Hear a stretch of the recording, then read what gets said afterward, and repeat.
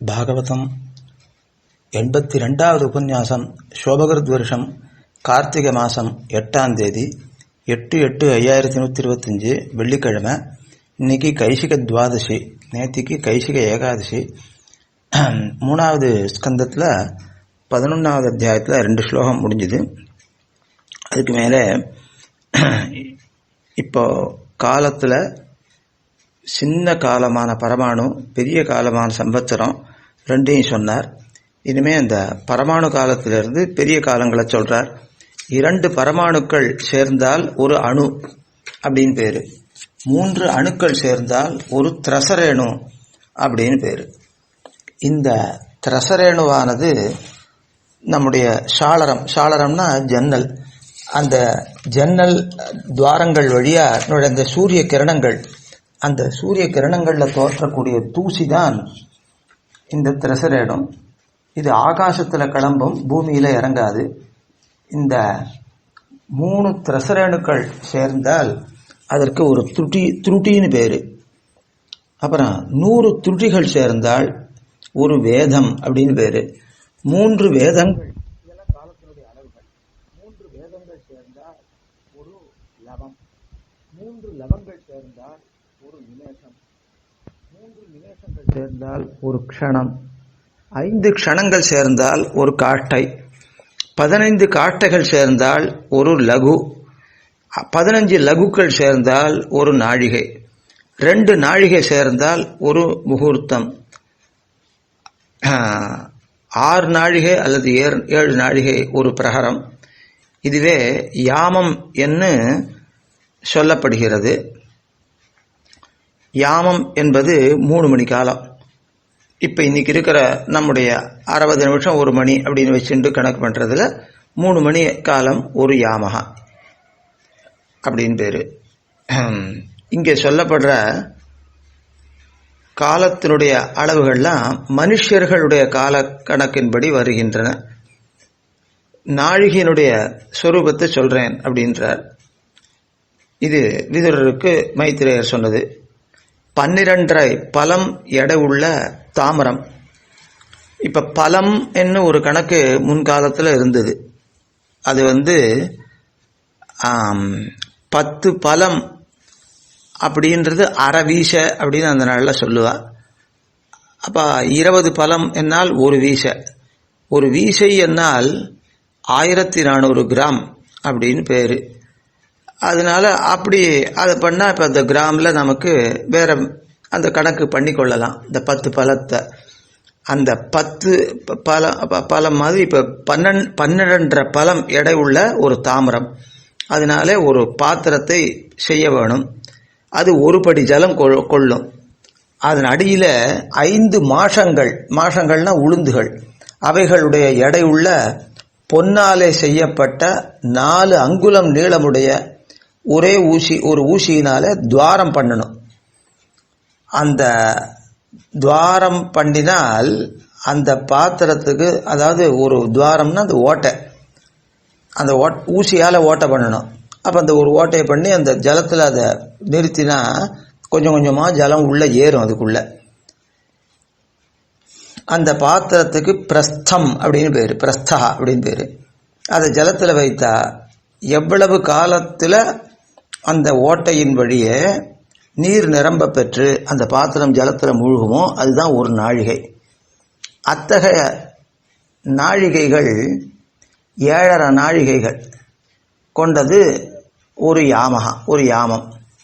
அது மாதிரி 8 யாமம் கொண்டது ஒரு பகலும் ஒரு ராத்திரியும். 4 யாமங்கள் பகல், 4 யாமங்கள் ராத்திரி. இப்போ 8 யாமங்கள் கூடினால் மனிதர்களுக்கு அது ஒரு ராப்பகல், அதாவது ஒரு முழு பூர்ணமான ஒரு நாள். 15 ராப்பகல்கள் சேர்ந்தால் ஒரு பட்சம். அந்த சுக்லபக்ஷம், அந்த பக்ஷம்ன்றது சுக்லபக்ஷம் கிருஷ்ணபக்ஷம் என்று 2 இருக்கு. அதில் சுக்லபக்ஷத்தில் 15 நாள், கிருஷ்ணபக்ஷத்தில் 15 நாள். இதுதான் 2 பட்சம் சேர்ந்தால் ஒரு மாதம். அந்த மனிதர்களுடைய ஒரு மாதம்தான் பித்திரு தேவதைகளுக்கு ஒரு அகோராத்திரம். அகோராத்திரம்னா ஒரு நாள் அவளுக்கு, ஒரு பகல் ஒரு ராத்திரி. நம்முடைய சுக்லபக்ஷம் அவளுக்கு பகல், நம்முடைய கிருஷ்ணபக்ஷம் அவர்களுக்கு ராத்திரி. அதுக்கப்புறம் இந்த 2 மாசங்கள் நமக்கு சேர்த்தா ஒரு ருத்து. அந்த ருத்துக்கள் ஒரு வருஷத்தில் 6 வருகின்றன. வசந்த ருத்து, கிரீஷ்ம ருத்து, வருஷ ருத்து, சரத் ருத்து, ஹேமந்த ருத்து, சிசிர ருத்து அப்படின்னு 6 ருத்துக்கள். ஒரு ருத்துவுக்கும் 2 மாதம், ஆக 12 மாதம் ஒரு வருஷம். இந்த 6 மாதங்கள் சேர்ந்தா ஒரு அயனம். தட்சிணாயனம் அப்படின்றது சூரியனுடைய தெற்கு நோக்கின கதியினால ஏற்படுற ஒரு காலம், அது தட்சிணாயனம். அது ஒரு 6 மாதம். அது ஆடி மாதம் முதல் தேதியிலிருந்து மார்கழி மாதம் கடைசி தேதி வரையிலும் தட்சிணாயனம். தை மாதம் முதல் தேதியிலிருந்து ஆனி மாதம் கடைசி தேதி வரையிலும் அது உத்தராயணம். அது சூரியன் வடக்கு நோக்கி போகிற ஒரு காலம், அது உத்தராயணம். தெற்கு நோக்கி போகிற காலம் அது தட்சிணாயனம். இந்த தட்சிணாயனம் உத்தராயணம் 2 சேர்ந்தா நமக்கு ஒரு வருஷம்.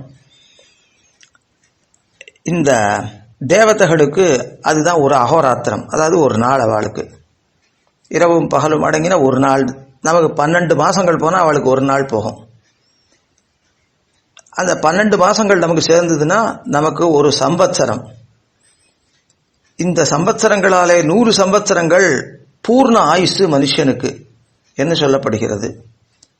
பித்ரு தேவதைகளுக்கும் மற்ற தேவதைகளுக்கும் அவரவர்களுடைய கணக்கின்படி 15 அகோராத்திரங்கள் கூடினால் ஒரு பட்சம், அத்தகைய பட்சங்கள் 2 கூடினால் ஒரு மாதம், அந்த மாதங்கள் 6 கூடினால் ஒரு அயனம், மாதங்கள் 12 கூடினால் ஒரு சம்பத்சரம் என்ன அவரவர்களுடைய கணக்கின்படி 100 சம்பத்சரம் தான் அவர்களுக்கும் ஆயுசு. அதாவது பரம மேலான ஆயுசு, பூர்ண ஆயுசு அப்படின்னு அர்த்தம். என்றும் கண்ணிமை கொட்டாமல் ஜாகரூகனாக சமர்த்தனாகிற சூரியன் திங்கள் செவ்வாய் முதலான கிரகங்களும் அஸ்வினி முதலான நட்சத்திரங்களும் மற்ற சாதாரண நட்சத்திரங்களும் அடங்கின கால சக்கரத்தின் இடையிலே நின்று பரமாணு முதல் சம்பத்சரம் ஈராக உள்ள, அதாவது அதை கடைசியாக கொண்ட காலத்தினாலே 12 ராசி ஸ்வரூபமாகிற ஜெகத்தை சுற்றி வருகிறான். அந்த ராசிகள் என்கிறவைகள் எல்லாம் சேர்ந்தது தான் ஜெகத் தான். அது ஜெகத்தை தான் சுற்றி வரான் சூரியன், அதாவது திரிலோகங்களையும் சுற்றி வரான். அப்படி சூரிய கத்தியை பிடித்து பார்த்தால் அது 5 விதமாக இருக்கு. சம்பத்சரம், அதனால அந்த வருஷங்களுக்கு வெவ்வேறு பேர் வருது. சம்பத்சரம்னு பேர், அதுக்கப்புறம் பரிவத்சரம்னு ஒரு பேர், அதுக்கப்புறம் இடாவத்சரம்னு ஒன்று, அதுக்கப்புறம் இத்வத்சரம்னு ஒன்று, வத்சரம்னு ஒன்று. அதை சொல்கிறார் வியாக்கியாதா. சூரியனுடைய கதியை பிடித்து பார்த்தாலே சம்பத்சரம் என்ற வருஷம் உண்டாகிறது. ப்ரஹஸ்பதியினுடைய கதியை பற்றி பார்த்தோம்னா பரிவத்சரம் என்கிற ஒரு வருஷம் கிடைக்கிறது. இந்த சூரியனுடைய கதி விசேஷத்தை வைத்து பார்த்தால் இடாவத்சரம் என்ற ஒரு வருஷம் கிடைக்கிறது. சந்திரனுடைய கதியை பார்த்தால் இத்வத்சரம் என்கிற ஒரு வருஷம் கிடைக்கிறது. நட்சத்திர கதியை கொண்டு கணக்கிட்டால் வத்சரம் என்கிற ஒரு வருஷம் வருகிறது. இப்படி சொல்லப்படுகின்றன. சூரியனுடைய கதியையும் மற்றவைகளுடைய கதியையும் வைத்து 5 விதமான வருஷங்கள் சொல்லப்படுகின்றன. இப்படி சூக்ஷ்மமாயும் ஸ்தூலமாயும் பிரிந்து சமஸ்த வஸ்துக்களையும் பரிணமிக்க செய்கிறது காலம். அதை உனக்கு சொன்னேன்.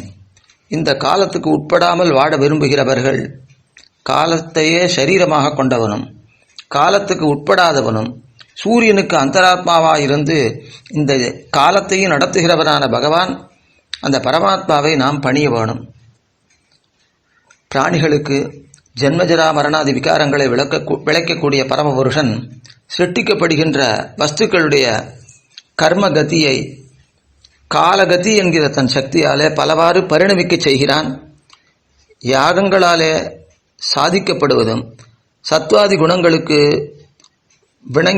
இணங்கினதுமாகிற பலனை, அதாவது சத்வாதி குணங்களுக்கு சேர நமக்கு வரக்கூடிய பலனை விளைவிப்பவனாக பரமபுருஷன் காலத்தை சககாரியாக கொண்டு செய்கிறான். அந்தந்த சமயத்தில் தர்ம விஷயமாக நமக்கு வரக்கூடிய மதிமயக்கத்தை தீர்க்கும் பொருட்டு சூரியனுக்கு அந்தரியாமையாக ஆகி ஆகாசத்தில் எப்பொழுதுமே தெரிகின்றான். அப்போ சூரியனை பார்த்தாலே சில தர்ம சந்தேகங்கள் விளங்கும், அது நீங்கி நமக்கு அர்த்தம் விளங்கும். சூரியனை சரீரமாக கொண்டவனும் முன் சொன்ன சம்வத்சரம் முதலான 5 வகையான வருஷஸ்வரூபியுமாக பகவானுக்கு பணிவிடை செய்யுங்கோள் என்ன மைத்ரேயர் விதுரருக்கு சொல்றார். விதுரர் அதற்கு மேலே ஒரு சந்தேகம் என்று சொல்றார். அந்த சந்தேகம் என்ன, அதற்கு மைத்ரேயர் என்ன விட சொல்றார் என்பதை நாளை பார்க்கலாம். இத்தோட 82வது உபன்யாசம் முடிந்தது. ஆழ்வார் திருவடிகளே சரணம், எம்பெருமானார் திருவடிகளே சரணம், ஜீயர் திருவடிகளே சரணம்.